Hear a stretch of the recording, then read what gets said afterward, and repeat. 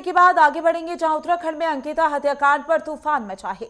बेशक इस हत्याकांड से जुड़े 3 आरोप जेल में बंद हैं और इस घटना के बाद राज्य भर में यही बात गूंजती रही है। आखिर वो वीआईपी कौन था जिसे वनंतारा रिसोर्ट की रिसेप्शनिस्ट अंकिता ने रिसेप्शन सर्विस देने से इनकार किया था। अब मॉडल उर्मिला सनावर के सोशल मीडिया पर डाले गए एक वीडियो ऑडियो जारी होने पर उत्तराखंड में सनसनी फैली है। जगह जगह प्रदर्शन हो रही हैं और इस पूरे मामले ने उत्तराखंड को झकझोर कर रख दिया है। वीआईपी की बात अब गट्टू पर ठहर गई है। उधर उर्मिला ने यह भी कहा कि एक विधायक उनसे ऊंची कीमत पर उससे कथित सीडी को मांग रहा था ताकि उससे सियासी पार्टी और कुछ लोगों को ब्लैकमेल कर सके।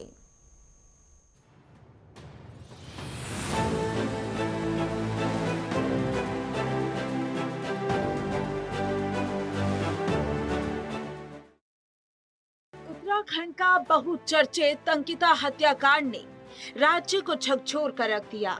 कई बार लगता था कि मामला 3 लोगों की गिरफ्तारी और सजा के बाद ठंडे बस्ते में चला गया, लेकिन ऐसा नहीं है। राज्य में लोग इस मामले को लेकर बहुत संवेदनशील हैं, उनमें गहरा आक्रोश है।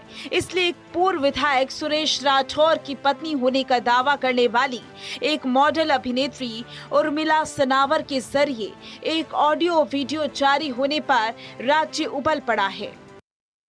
उर्मिला सोनकर ने कहा, इस वीडियो में वनंतारा में जिस रिसेप्शनिस्ट अंकिता पर वीआईपी को स्पेशल सर्विस देने का दबाव डाला जा रहा था, उसका उपनाम गट्टू है। वे दावा करती है कि सुरेश राठौर ने वार्तालाप में अंकिता हत्याकांड में गट्टू और कुछ प्रभावशाली लोगों के बारे में उसे बताया था। गट्टू को लेकर इशारा किया गया है कि ये एक बीजेपी का प्रभावशाली नेता है। वो तेरा भाई वो गट्टू, इन्होंने बोला वो तेरा भाई वो गट्टू, जिसकी तू इतनी पैरवी करती है कि वो इतना अच्छा इंसान है, वो ये है वो। उसमें इन्होंने बहुत लोगों की चीजें बोल रखी है। बोलते चले गए कि वो गट्टू उस रात जब अंकिता भंडारी हत्याकांड हुआ था, वो गट्टू वहाँ क्या था, ये सब चीजें इन्होंने बोली। अंकिता हत्याकांड एक पूरे राज्य में सनसनी फैल गई थी। ऋषिकेश के पास हिमकेश्वर ब्लॉक में वनंतारा रिसोर्ट में अंकिता रिसेप्शनिस्ट का काम करती थी। 18 सितंबर 22 को अंकिता के घर पर उनके पिता को बताया गया उनकी बेटी लापता हो गई है। अंकिता के परिवार का कहना था कि पचवारी पुलिस किसी ने भी तब इस मामले को दर्ज करने में आनाकानी की थी। यही नहीं कहा गया कि रिसोर्ट में सबूत मिटाने के प्रयास भी हुए। आखिरकार सरकार के स्तर पर इस घटना की जांच के आदेश दिए गए। इसमें पाया गया कि रिसोर्ट के मालिक के बेटे और साथियों ने मिलकर ऋषिकेश के चीला नंगर के पास नगर में अंकिता को धक्का देकर डुबा दिया था। और इसी दौरान ये भी पता लगा था कि अंकिता ने अपने एक साथी को व्हाट्सएप मैसेज के जरिए बताया था कि यहाँ परिस्थिति ठीक नहीं है, वे पहले वेतन के बाद इस नौकरी को छोड़ देगी। कहा जा रहा है कि अंकिता भंडारी को रिसोर्ट में एक वीआईपी की स्पेशल सर्विस के लिए दबाव डाला गया। हालात ऐसे बने कि जिसने एक मासूम लड़की की जिंदगी ले ली। रिसोर्ट के मालिक का बेटा पुलकित आर्य, प्रबंधक सौरभ भास्कर और अंकित गुप्ता को गिरफ्तार किया। राज्य के मुख्यमंत्री पुष्कर सिंह धामी ने मामले की गंभीरता को देखते हुए मामले की जांच के लिए एसआईटी का गठन किया। एसआईटी ने 500 पन्नों की चार्जशीट फाइल की थी। इसमें 97 गवाहों के नाम थे। कोटद्वार के अपर जिला सत्र न्यायालय ने 30 मई 2025 को तीनों आरोपियों पर हत्या सबूत मिटाने, अनैतिक तस्करी रोकथाम और छेड़छाड़ के मामले में आजीवन कारावास और सामूहिक रूप से 4 लाख रुपए जुर्माने की सजा सुनाई थी।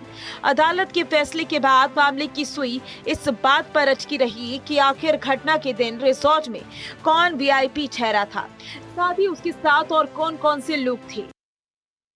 उर्मिला सनावर ने अब जिस तरह कुछ बड़े नेताओं की ओर इशारा किया, उससे तूफान खड़ा हो गया। यही नहीं, उर्मिला सनावर एक विधायक को भी घेरे में लेती हुई नजर आई। इस इसी बीच पूर्व विधायक और सुरेश राठौर और उर्मिला सोनावर के खिलाफ हरिद्वार और देहरादून में एफआईआर दर्ज की गई। आरती गौड़ ने उर्मिला और सुरेश राठौर के खिलाफ देहरादून में मुकदमा दर्ज कराया। हरिद्वार में भी एक संगठन के पदाधिकारियों ने उर्मिला के खिलाफ मामला दर्ज किया। उत्तराखंड में सामाजिक संगठनों ने आम लोगों ने इस आंच को जगाए रखा। 19 साल की मासूम अंकिता के हत्याकांड के दोषियों को किसी भी तरह छोड़ा नहीं जाना चाहिए। देवभूमि की एक घटना केवल राज्य तक सीमित नहीं रही, ये घटना देश भर लोगों को आहत कर गई। उत्तराखंड में बड़े स्तर पर प्रदर्शन हुआ। स्कूली छात्राओं ने भी कैंडल जलाकर प्रदर्शन किया। दिल्ली के जंतर मंतर से लेकर देहरादून के शहीद चौक, हर जगह लोगों ने प्रदर्शन करके अपना रोष जताया। ऐसे में सियासी दलों के बीच घमासान होना स्वाभाविक था। जैसे ही उर्मिला सोनावर ने कथित सीटी की बात उजागर की, कांग्रेस के प्रदेश अध्यक्ष गणेश गोदियाल ने दिल्ली में प्रेस कॉन्फ्रेंस कर आयोजित करके राज्य सरकार से घटना की सुप्रीम कोर्ट की सीटिंग और रिटायर्ड जज की निगरानी में सीबीआई जांच कराने की मांग की। साथ ही 10 दिन का अल्टीमेटम दिया कि जनवरी के पहले हफ्ते पौड़ी में व्यापक प्रदर्शन होगा।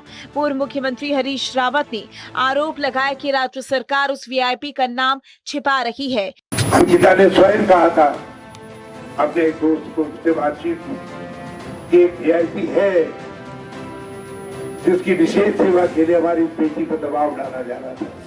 उन्होंने राज्य बीजेपी अध्यक्ष महेंद्र भट्ट ने विपक्ष अपुष्ट फर्जी वीडियो को आधार बनाकर राजनीतिकरण कर रहा है। बीजेपी और कांग्रेस दोनों के राज्य अध्यक्षों की तीखी नोकझोंक सुर्खियों में बनी है। उत्तराखंड बीजेपी अध्यक्ष महेंद्र भट्ट ने कहा, कांग्रेस राजनीतिक हताशा में है, एक बड़े दलित नेता की छवि खराब करने का प्रयास कर रही है। इसके जवाब में कांग्रेस अध्यक्ष गणेश गोदियाल ने कहा कि अपराधी की कोई जाति नहीं होती, बेटी की न्याय से बड़ा कोई न्याय नहीं। उसका सामाजिक कोई अस्तित्व नहीं है, ना समाज में उसको स्थान है। इस प्रकार की महिला से और 2 प्रकार के काम कांग्रेस कर रही है। पहला काम, हमारे राष्ट्रीय महामंत्री जो अनुसूचित जाति से संबंधित है। मैं आपको चुनौती देता हूं, भारतीय जनता पार्टी के अध्यक्ष, मैं तुम्हें चुनौती देता हूं, अगर तुम्हें हिम्मत है तो तुम अंकिता भंडारी की भी जाति बताने का हिम्मत दिखाओ कि अंकिता भंडारी किस जाति की थी। अपने लोगों की जाति बताते हो। इसी बीच अंकिता भंडारी हत्याकांड की सीबीआई जांच की मांग जोर शोर से की जा रही है। अंकिता के पिता वीरेंद्र सिंह भंडारी का कहना है, वे एसआईटी जांच से संतुष्ट नहीं है, दोषियों को फांसी होनी चाहिए। कांग्रेस, यूकेटी और राज्य के तमाम सामाजिक संगठनों की तरफ से सीबीआई जांच की मांग उठाई। मुख्यमंत्री पुष्कर सिंह धामी ने मामले की गंभीरता को देखते हुए सभी आवश्यक कदम उठाए। घटना पता लगते हुए उन्होंने उच्च स्तरीय जांच के आदेश दिए थे। जब अदालत के जरिए दोषियों को उम्र कैद की सजा सुनाई गई थी तो उन्होंने इसे न्याय की जीत बताया था। उनका कहना है कि किसी भी अपराधी को बचाया नहीं जा रहा। सरकार की मंशा पूरी तरीके से पारदर्शी जांच की है। कोई भी साक्ष्य या तथ्य सरकार के सामने आएगा, उस पर कानून के अनुसार कार्रवाई की जाएगी। अंकिता हत्याकांड मामले में फिर से माहौल गर्म पर उत्तराखंड पुलिस ने फिर सार्वजनिक तौर पर सबूत मांगे। अपर पुलिस महानिदेशक कानून एवं व्यवस्था डॉक्टर वी मुरुगेशन ने अंकिता हत्याकांड को लेकर प्रेस नोट जारी करते हुए कहा कि वर्तमान में दर्ज प्रकरण की विवेचना जारी है।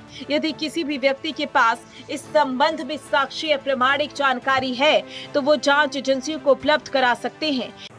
जब अंकिता भंडारी की साथ हुई घटने की जानकारी जब राज्य सरकार को मिली, राज्य सरकार ने तुरंत एक महिला आईपीएस अधिकारी के नेतृत्व में एसएमटी गठित की गई थी। जो भी अभियुक्त थे उन्हें गिरफ्तार की गई, उन्हें जेल भेजी गई।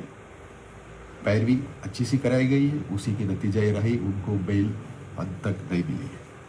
विवेचना के दौरान माननीय उच्च न्यायालय में भी याचिकाएं दाखिल। इधर सबका ध्यान अब पौड़ी की उस प्रदर्शन पर भी है जिसके बारे में कहा जा रहा है कि वहां बड़े प्रदर्शन की तैयारी है।